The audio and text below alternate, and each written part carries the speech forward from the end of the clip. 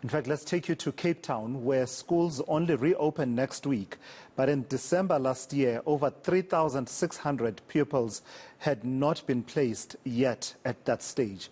And the teacher organization, Sadtu, is warning that Western Cape parents are in for a rude awakening when schools reopen. eNCA's Ronald Masinda is looking into that aspect of the story and joins us now for a conversation. So, Ronald, we've heard from the parents about what they're trying to do to secure spaces for their children, and that desperation that you told me about, where a child died in tragic circumstances. And just to highlight the desperation of parents, parents were lining up and saying, now that there's been a child that has died, can my child then take the place of that child in a classroom? It talks about the desperation. You are now talking to the Department of Education. What are they telling you? Well, to us, the situation here in the Western Cape has been described by the South African Democratic Teachers Union and the ANC in the province as a crisis. They've warned parents that, they are in for a rude awakening come next week when the schools are opening. They are saying that this has been an ongoing crisis for at least over the past 10 years. Well, it is. Is it a crisis? Let's listen more to what the Western Cape Education Department has to say. Brane, thank you so much for your time. Is it a crisis? I think we are in a much better position than we were in previous years. We had about 14,000 learners at this stage last year that were unplaced, and at the moment now we've got around approximately 4,000 learners that are unplaced from grades 1 to 12, and we're quite confident we can place them in the coming weeks. The big question is how many more learners will come into the province or apply late, and that is the question that remains to be seen. Is there any other way to deal with this problem, though? Because as you mentioned, a lot of people choose the Western Cape, given that there are a lot of jobs that people say that there are here. And also, it can only make sense to bring their children here. How can the Education Department deal with this issue? Well, it's an issue that we share with the Gauteng department. On your station last night we saw the queues, and the fact is that Gauteng and the Western Cape has an influx of learners from other provinces. We have approximately 18 to 20,000 learners that come into this province every year that were unregistered the previous year.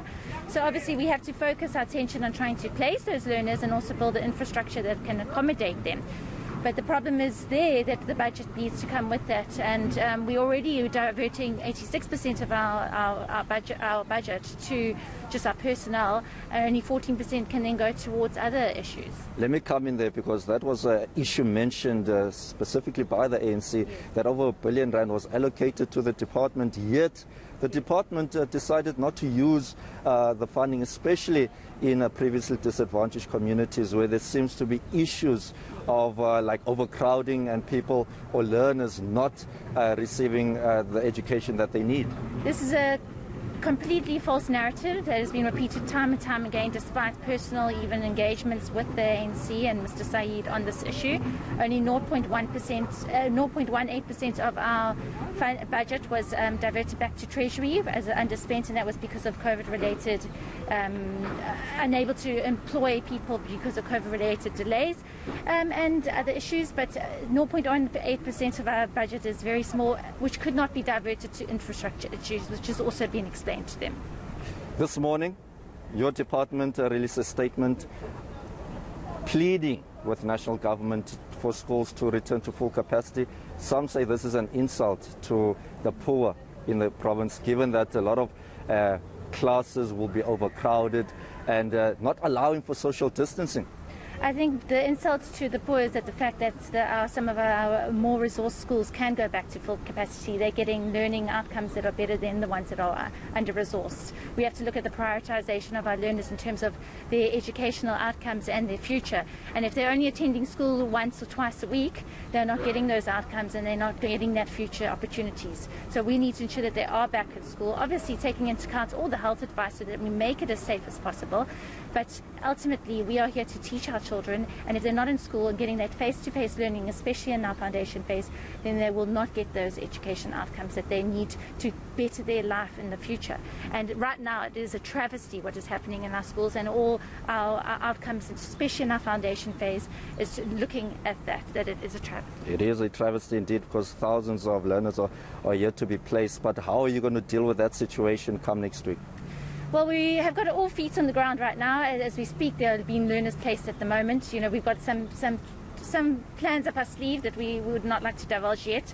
But we do have 46 mobiles that have been under construction at schools, particularly focusing on the high schools. 506 educator posts that we've kept aside so that we can accommodate growth in certain areas, and 2 new schools that will be open at the end of term 1. So there's various plans in place, and we also, need to appeal to our schools to try and accommodate learners, especially those learners that do not arrive at schools. After the 10th school day, they can deregister them legally, and then that would allow for placement of other learners. There have been also calls, Bronagh Hammond, about your department must also reach out perhaps to private schools and, try and, engage with the department so to allow as well, maybe learners who could maybe apply for bursaries at these schools, so that to ease the burden that the WCED is faced with. Have you been in those conversations? Yeah, we've had numerous conversations with the independent school sector regarding that in years past, and we will continue with those engagements. We are appreciative of the independent sector because they also reduce the burden for us. So we will continue with those engagements, but ultimately we need to do our responsibility. If a parent comes to us and asks for placement, we are obliged to do so. All right, Bronagh, thank you so much for your time. That was Bronagh Hammond. She is the Communications Director at the Western Cape Education Department. Back to you, Tulas. All right, thank you for that. eNCA's Ronald Masinda out in Cape Town there with that update ahead of the reopening of schools in the coastal provinces, and that's next week.